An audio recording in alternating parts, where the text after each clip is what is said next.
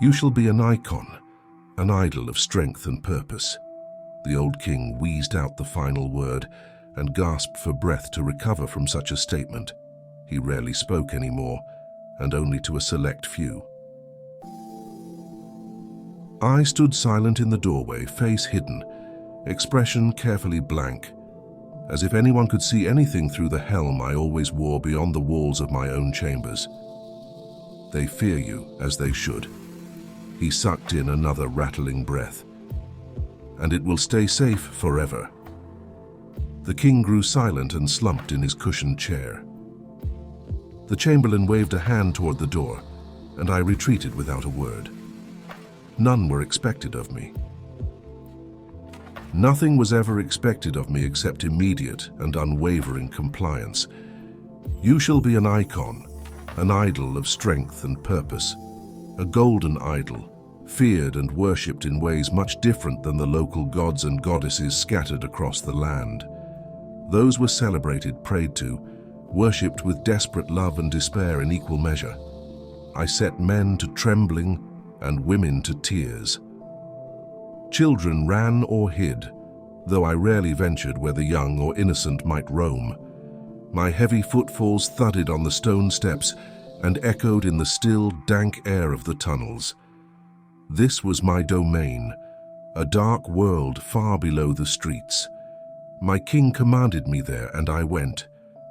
Years ago, I went, and I stayed. A guard. A warning. When the weight of my golden armor grew too much, and I could no longer ignore the boredom and fatigue, I ventured through the rune-carved door. By candlelight and the grim glow of magic, I rested my bones and gave in to human thoughts.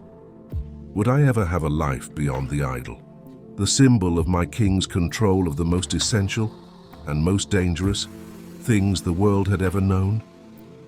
A scroll rests on the tabletop. I've read it many times over the years. At first, I feared repercussions if someone ever found out I dared. Then I feared the magic would lash out and punish me for my impudence. Finally, the fear disappeared the same way any thoughts of a life beyond these walls, this purpose, did. The scroll told me nothing. Deeper within the chamber, the carefully hewn stone bricks gave way to a natural cavern. I ventured there on the long, lonely days too. Magic shimmered in the air. Sparks from unseen fires drifted on odd breezes with no source or egress. Water dripped here and there. Still pools reflected gold and purple. In the deepest cavern, beyond even the failing memory of the fading king, a sword wreathed in violet fire hung suspended in the air. It thrummed with purpose, with magic, with life. It called to me, "Reach out, take me in your hand." Purpose, magic, life. These were hungers I had given up long ago, I thought. Things an icon, an idol such as me could never have or hope for. The sword sang sweet music deep within my mind. It spoke not of taking life, but giving it. Far above, in a gilt chamber filled with riches and the stench of approaching death, the king held on to his power, his gnarled fingers and weakened mind, his kingly strength still commanded me. I had no choice but to turn away. Late that night, when all the world above slept and dreamed, I did something I had never done before. With a deep breath, I reached up and slid my helmet off, the golden mask that stood between me and the world of life and hope, a future. It is an evil thing to wish for another's death.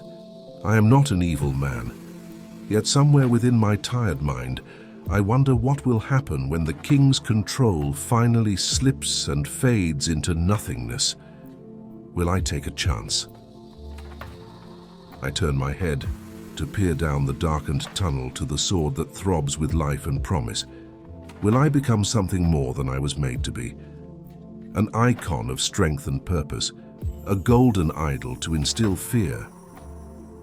Or a man, somewhere glowing deep inside and ringed with unseen fire, myself, and a chance at forging a life anew.